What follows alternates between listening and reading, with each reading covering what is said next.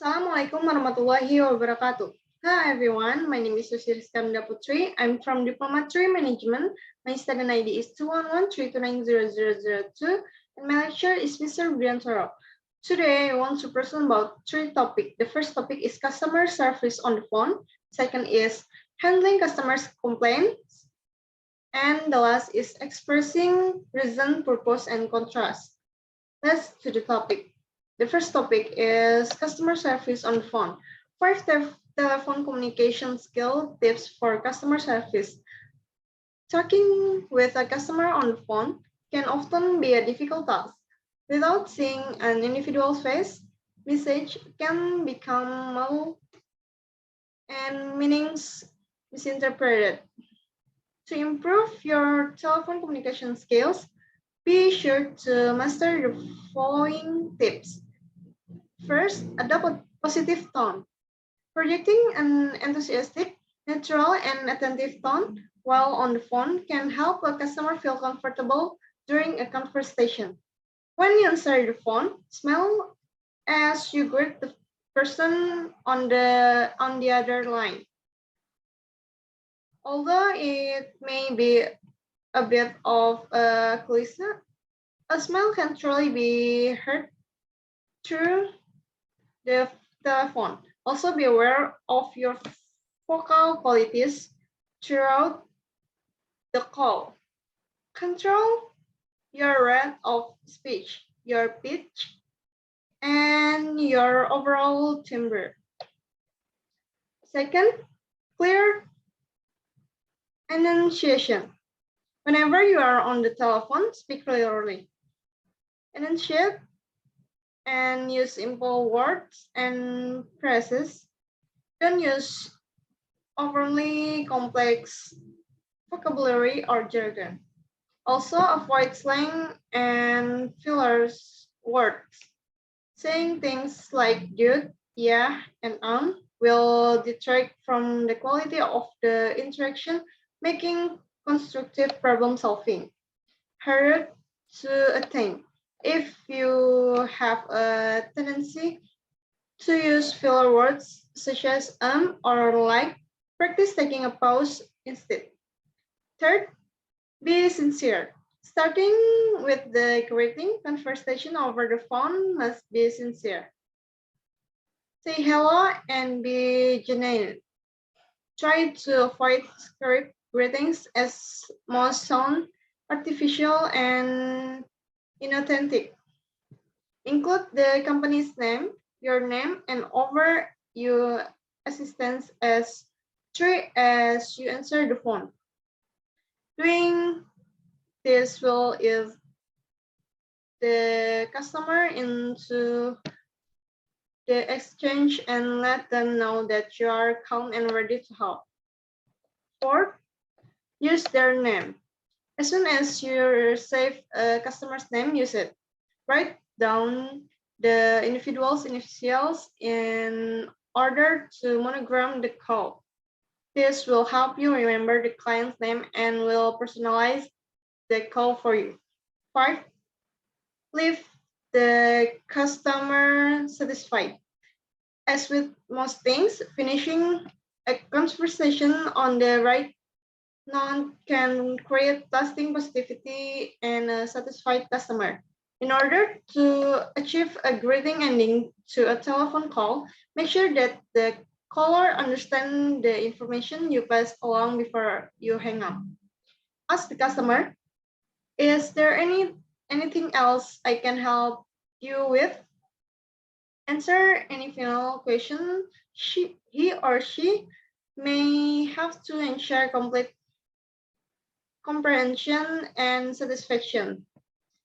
Once all of the necessary information has been shared, finish the call in a friendly manner. Say, have a nice day, or it was nice talking with you. This will let the customer know that you happily helped them and that you will be willing to aid them again in future. And the second topic is handling customer complaints. First, stay calm. It may be extremely difficult to do. You must stay calm when handling a customer complaint. This can be hard, especially since your business is probably a point of immense pride for you. But don't take the complaint personally. It's not a personal attack.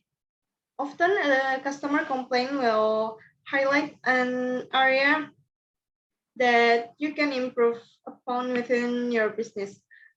Not only that, but getting upset, losing your cool, or yelling at a customer is never a good thing.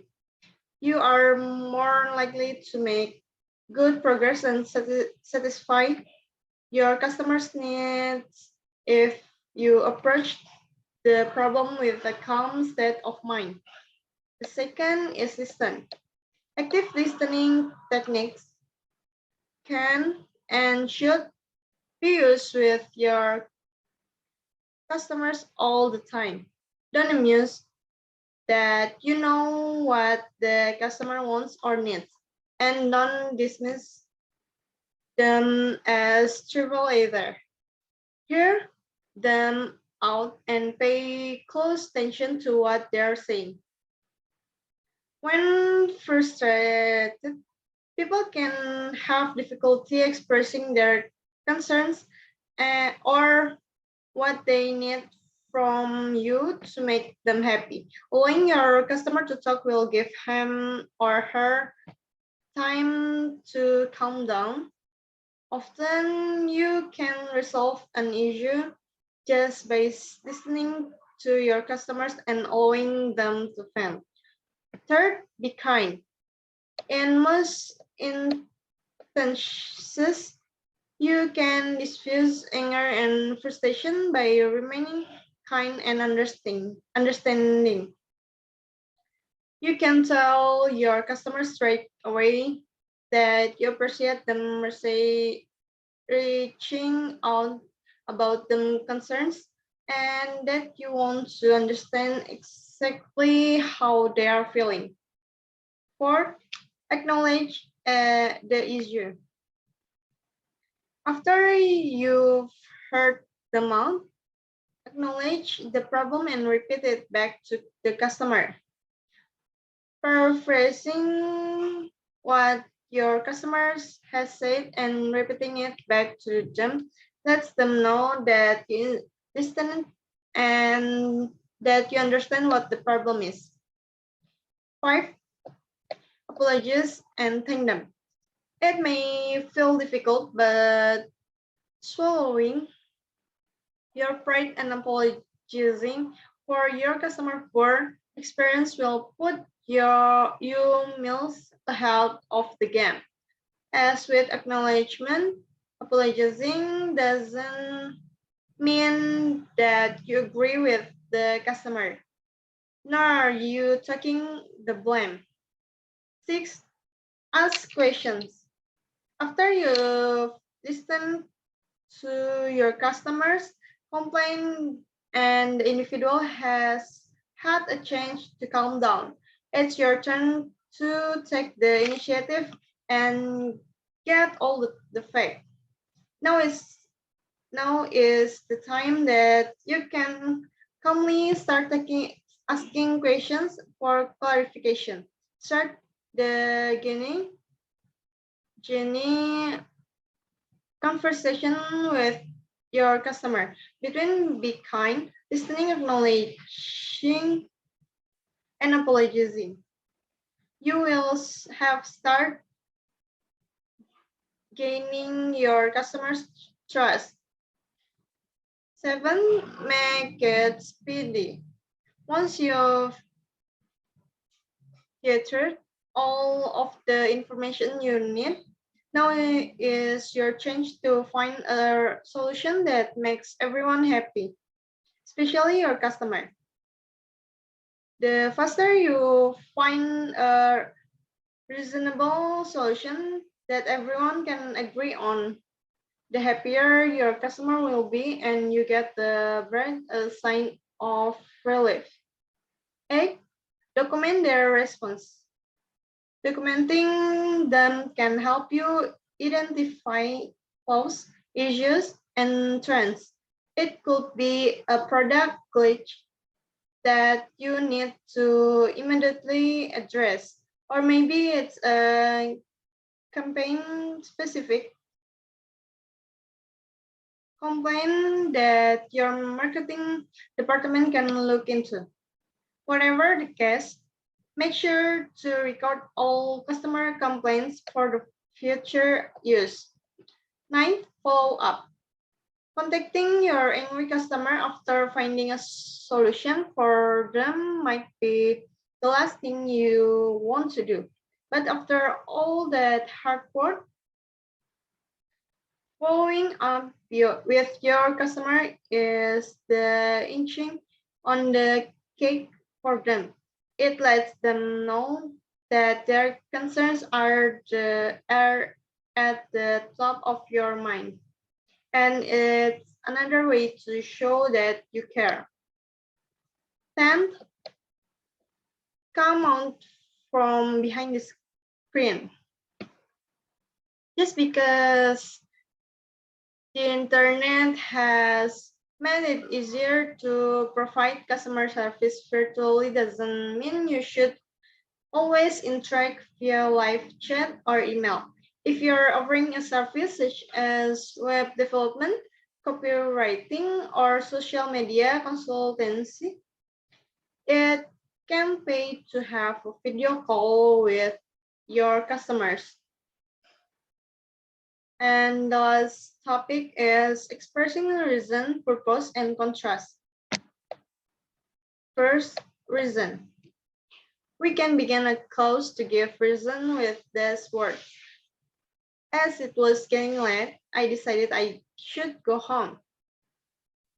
We must be near the beach. Because I can hear the waves. You can begin a sentence with because everything looked different. I had no idea where to go. So I also commonly use to express the same thing meaning. My mother's arrived. My mother's arrived.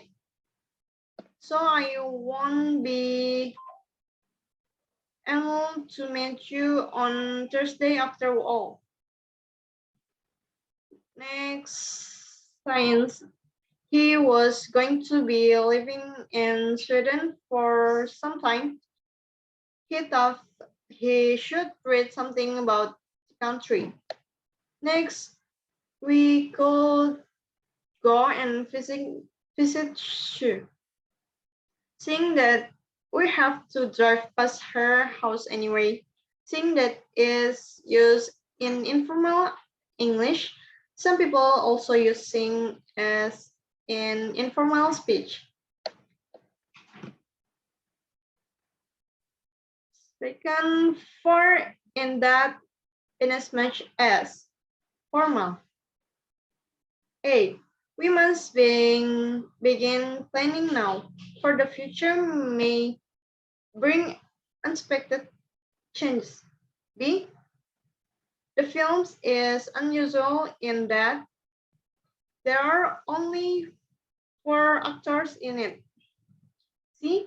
Clara and I have quite an easy life, inasmuch as neither of us has to work too hard, but we earn quite a lot of money. Third, because of, due to, owing to. A, because of is used before a noun or noun phrase. We won't be able to come because of the bad weather. B, due to. She was unable to run due to a leg injury. C, owing to. Noun after the verb be. We have less money to spend owing to budget cuts. Next, for and with. A, For has a similar meaning to because of. She was looking all better for her stay in hospital. B with has a similar meaning to because there is or are. With so many people, I've decided to cancel the meeting. Next, the second purpose. First, so that. A. So that is usually followed by can, could, will, or would. The police locked the door so that no one could get on. Second, infinitive of purpose. A. Jack went to England to study engineering. Third, in order to, so as to. A. These are more formal ways of expressing purpose. Senses use only local materials in order to or so as to save money. For. A. For describes how something is used. This button is for starting the engine. And the last is contrast. First, although, tough, even tough, while, whereas. A. Tough can come at the end of the sentence, although cannot. Although I asked her, she didn't come, or I asked her, but she didn't come. Tough. B. Even tough is more emphatic. Even tough, I asked her, she didn't come. C. While and whereas are rather formal. They contrast opposite ideas. While United were fast and accurate, City were slow and careless. Second, however, A. This is more common in formal speech and writing. It's cheap. However, I don't like it. Or I don't like it, however. Third, nevertheless. A. This is a very formal way to expressing however. Smith says he is or nevertheless. Nevertheless. He has bought a new car. For despite and in spite of. A. They can be followed by nouns or gerunds and not by clauses. Despite losing, we celebrate. In spite of the rain, we went out. That's all my presentation. I think that's enough from me. Thanks for your attention and thanks for watching. Wassalamualaikum warahmatullahi wabarakatuh. Bye-bye.